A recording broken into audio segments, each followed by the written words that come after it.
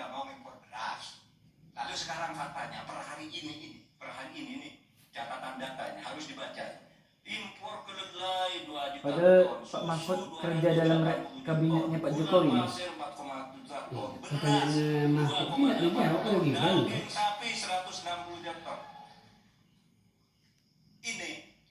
Ini hasilnya seberapa dari hasil debat dulu yang tanggal 17 Juli. Perkembangan seberapa? Semakin banyaknya angkanya, semakin banyak impornya, semakin terdiversifikasi juga dan diversifikasi juga impornya dari data ini. Nah, oleh sebab itu kemudian secara lebih mendasar saya ingin menanyakan posisi Mas Gibran dengan terhormat, posisi Anda sebagai wakil presiden, bagaimana tentang konsep Trisakti Bung Karno terkait kemandirian? Trisakti Bung Karno, nggak akan tahu. Selanjutnya kami persilakan cawapres nomor urut 4 Bapak berbicara, silakan. Terima kasih Prof. Mahfud untuk evaluasinya. Sekali lagi saya mohon maaf jika ada kata-kata saya yang salah. Tapi sekali lagi, ini harus kita evaluasi.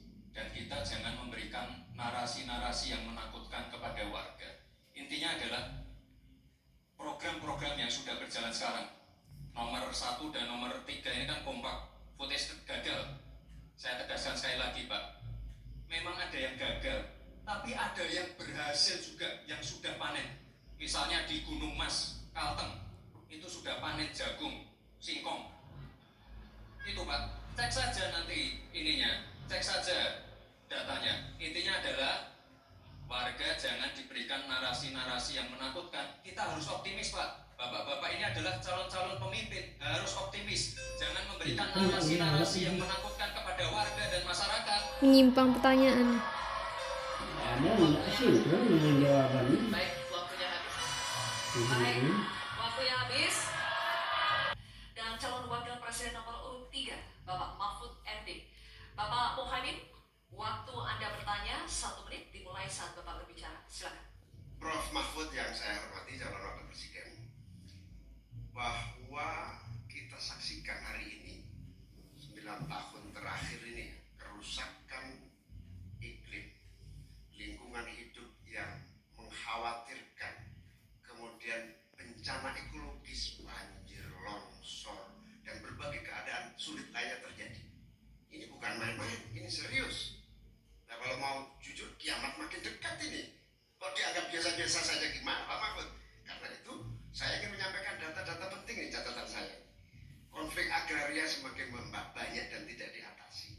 Petani kita semakin kurang memiliki hak atas akses lahan. Bahkan banyak yang masih 17 juta di bawah setengah hektar. Nanti nggak sempat pula bikin pertanyaan. Ini fakta yang harus kita atasi. Bagaimana menurut Pak Mahfud? Apakah ini kesalahan visi atau kesalahan kepemimpinan? Baik, masih ada waktu? Cukup? Oke, terima kasih. Gimana ya, lingkarannya tuh kayak saling terhubung orang. Jadi yang ini bilang ngapain Pak, ngapain Pak? Saya sampaikan di dalam opening speech bahwa konflik agraria Pak di kantor Polhukam saja itu sekarang 2.587 untuk ini apa? Untuk masalah Polhukam saja, belum yang laporan ke polisi, belum yang laporan ke BPN dan sebagainya, itu bisa puluhan ribu. Artinya data itu saya benarkan dan sudah saya katakan lebih dulu sejak tadi. Nah, persoalannya sekarang bagaimana kita mau menyelesaikan itu?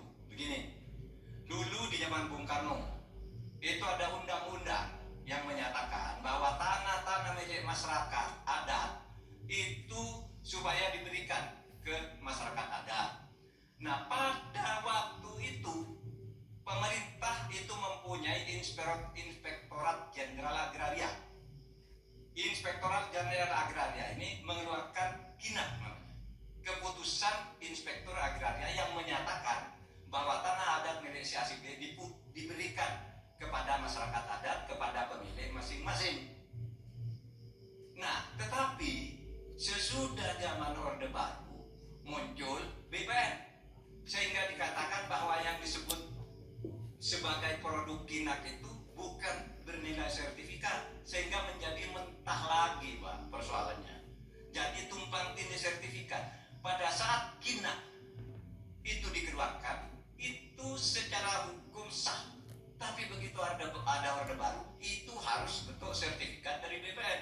Terjadi tumpang tindih, terjadi kasus rempang dan sebagainya dan sebagainya. Oleh sebab itu, menurut saya ini harus dibuat kesepakatan bagaimana cara